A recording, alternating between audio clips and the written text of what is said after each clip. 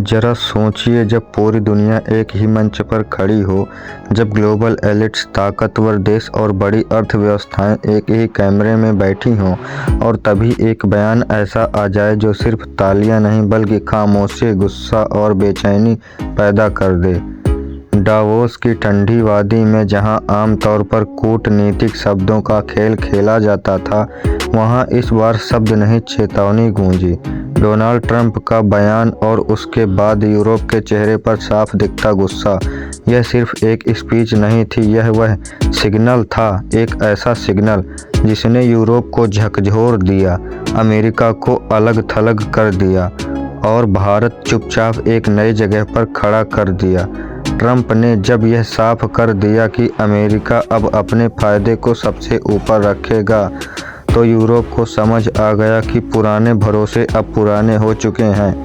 यही वह पल था जब डावोस में बैठे कई लोग एक दूसरे की तरफ देखने लगे, क्योंकि असली सवाल यह नहीं था कि ट्रंप ने क्या कहा, असली सवाल यह था कि अब आगे क्या होगा।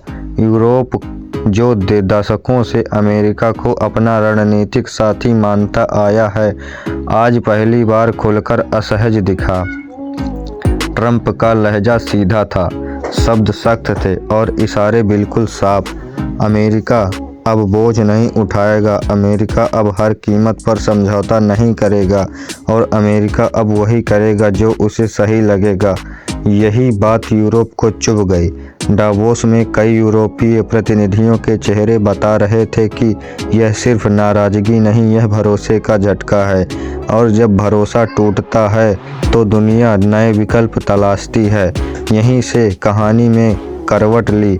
यूरोप को अचानक एहसास हुआ कि उसे अब किसी एक शक्ति पर निर्भर नहीं रहना चाहिए, और इसी सोच के बीच एक नाम बार बार उभरने लगा, वो था भारत।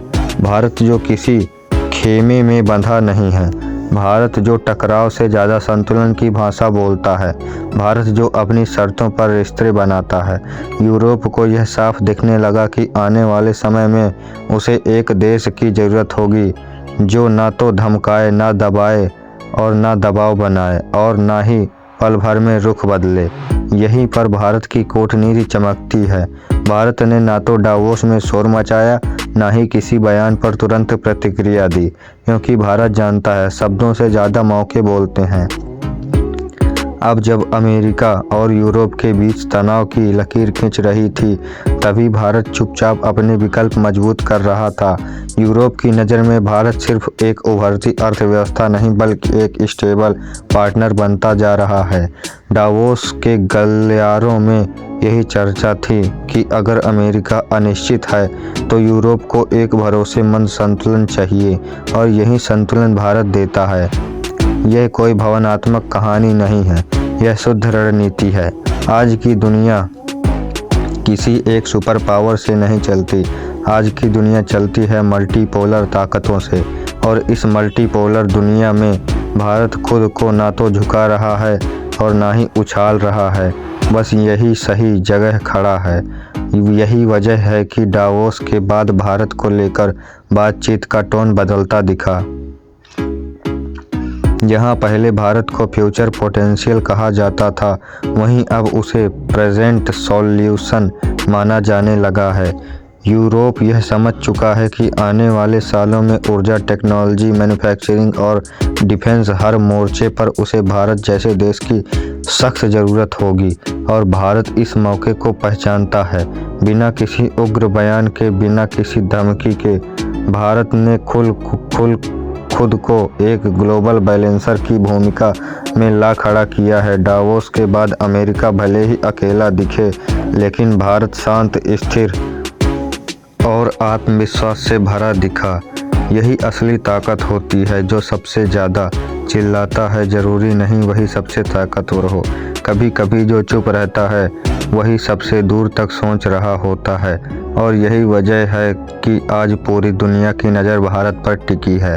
अब सवाल यह नहीं है कि अमेरिका और यूरोप के रिश्ते कैसे रहेंगे, असली सवाल यह है कि इस बदलती दुनिया में भारत अपनी भूमिका कैसे निभाएगा? और संकेत साफ है, भारत अब सिर्फ खेल का हिस्सा नहीं, खेल की दिशा तय करने वालों में शामिल हो रहा है। अगर आपको यह विश्लेषण सिर्फ खबर नहीं बल्कि दुनिया की बदलती ताकतों की सच्ची तस्वीर लगा हो तो यह वीडियो लाइक कीजिए, चैनल को सब्सक्राइब कीजिए और कमेंट में बताइए कि आपको क्या लगता है, क्या भारत वाकई आने वाले समय में ग्लोबल बैलेंसर बनेगा? डिस्क्लेमर: यह वीडियो सार्वजनिक स्रोतों, वैश्विक घटनाओं और विश्लेषणों पर आधारित है। इसका उद्देश्य किसी देश, व्यक्ति या संस्था के पक्ष में विरोध में प्रचार करना नहीं है, बल्कि बदलते वैश्विक परिदृश्य को समझाना है। तो मिलते हैं किसी नेक्स्ट न्यूज़, किसी नेक्स्ट एनालिसिस के साथ। तब तक के लिए जय हिंद, वंदे मातरम। अपनी राय टिप्पणी में ज़रूर लिखें। जय हिंद, वंदे मातरम।